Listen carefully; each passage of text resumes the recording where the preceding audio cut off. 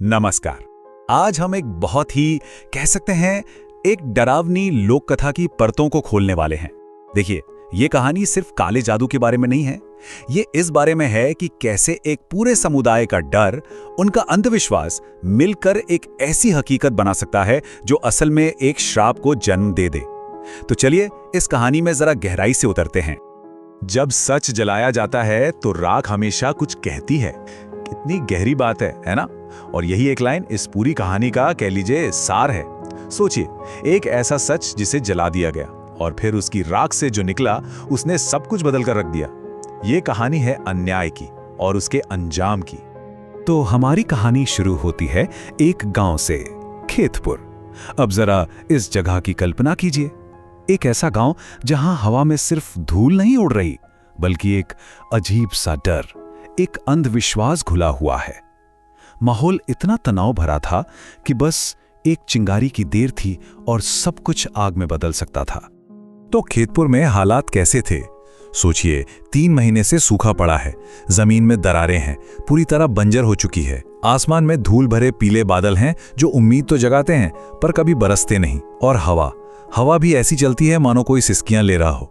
गांव वालों को तो पक्का यकीन हो गया था कि भाई देवी नाराज हैं और पूरे गांव पर किसी का श्राप है। अब आप ही सोचिए, डर के पनपने के लिए इससे बेहतर माहौल और क्या हो सकता है।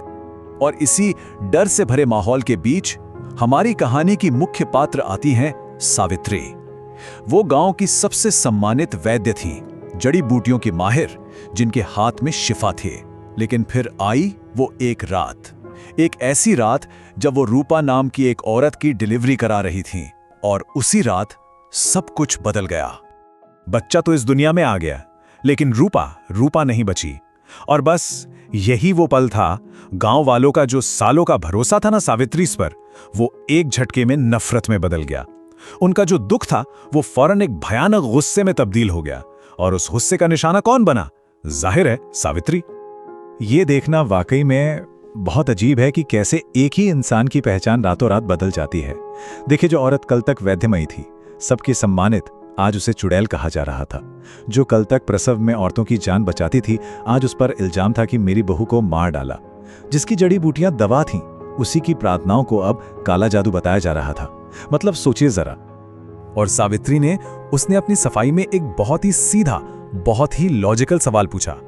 अगर मेरी दवा जहर होती तो तुम्हारे बाकी बच्चे कैसे जिंदा हैं? कितना वाजिब सवाल है ना? लेकिन जब भीड़ गुस्से और डर में अंधी हो जाती है तो उसके सामने किसी भी तर्क की, किसी भी दलील की कोई कीमत नहीं होती। उसकी आवाज बस दब कर रह गई। तो गांव से निकाल दिए जाने के बाद सावित्री जंगल की तरफ चली गई। अब उसके अंदर दुख नहीं था, अपमान का घूंट नहीं था। ये सब कुछ मिलकर एक गहरे काले गुस्से में बदल चुका था। और अब उसका सिर्फ और सिर्फ एक ही मकसद था, बदला। तो सवाल उठता है कि ये काला जादू, ये श्राप आखिर होता कैसे है? ये कोई हवाई बात नहीं है, बल्कि एक पूरी प्रक्रिया है, एक अनुष्ठान। सबसे पहले जिसका बुरा करना है, उसकी शक्ल की एक मिट्टी की गुड़िया बनाई जाती है। फिर उस गुड़िया को पीड़ित के बालों और कपड़ों से बांधा जाता है ताकि उसकी आत्मा उससे जुड़ जाए। इसके बाद उसकी छाती पर कोयले से श्राप लिखा जाता है, अपना इरादा जाहिर किया जाता है और आखिर में एक आखिरी बद्दुआ के साथ उस पुतले को जमीन में दफना दिया जाता है। यह है एक श्राप की पूरी संरचना। और सावित्री ने उस पुतले पर क्या लिखा? तेरा सुख मेरी प्यास। हाँ, सोचिए इन शब्दों की गहराई। ये सिर्फ शब्द नहीं थे, ये उसके बदले की आग थी, उसकी नफरत थी। इसका मतलब बिल्कुल साफ था, तुम्हारी खुशियां मेरी प्यास है और जब तक तुम बर्बाद नहीं हो जाते, मेरी ये प्यास नहीं बुझेगी। तो श्राप तो गढ़ दिया गया। अब देखते हैं इसका असर क्या हुआ। कहानी का फोकस अब गांव के मुखिया के घर की तरफ जाता है, जहां इस काले जादू के भयानक लक्षण एक एक करके सामने आने लगे थे। मुखिया के घर में अचानक सब कुछ गलत होने लगता है। घर में एक मौत जैसी सड़ी हुई बदबू फैल जाती है, जो जाती ही नहीं। खेत सूखने लगते हैं, मवेशी बीमार पड़कर मरने लगते हैं और सबसे बुरा असर होता है मुखिया की पत्नी लता पर। उसके बाल झड़ने लगते हैं, उसकी त्वचा पर अजीब नीले हरे निशान उभरने लगते हैं। और रातें तो बस डरावने सपनों और खौफ में कटती हैं। ये एक सोची समझी सिलसिलेवार तबाही थी जो उस परिवार पर टूट पड़ी थी। जब कुछ समझ नहीं आया तो मुखिया भागा भागा गांव के पंडित के पास गया और पंडित के शब्दों ने उसके सबसे बड़े डर पर मोहर लगा दी।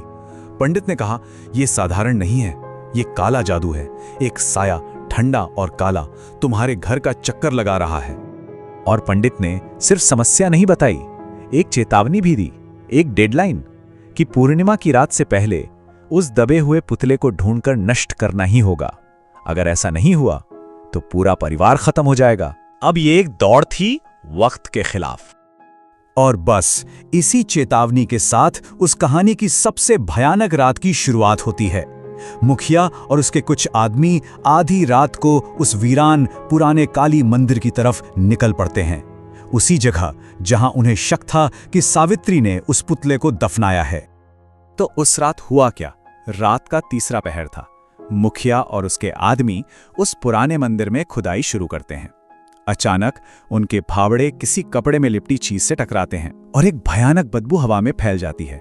जब वो उसे बाहर निकालते हैं तो देखते हैं कि वो वही पुतला है जिसे लता के बालों और दुपट्टे से बांधा गया है। और जैसे ही मुखिया उसे नष्ट करने के लिए उठाता है, एक अजीब सी आवाज गूंजती है, सारी मशालें एक साथ बुझ जाती हैं और श्राप का धागा टूट जाता है। सब कुछ खत्म। और उस रात का अंजाम क्या हुआ? अगली सुबह लता अपने बिस्तर पर मृत पाई जाती है और उसके बगल में वही मिट्टी का पुतला पड़ा था। पर एक खौफनाक चीज थी, उस पुतले की गर्दन अंदर से जलकर काली पड़ चुकी थी, मानो श्राप ने अपना काम बाहर से नहीं अंदर से पूरा किया हो। और मुखिया, वो टूट चुका था।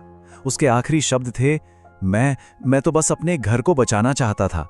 ये शब्द उसकी हार को दिखाते हैं, लेकिन वो सिर्फ एक श्राप से नहीं हारा था, वो अपने ही कर्मों से, अपने ही डर से हारा था।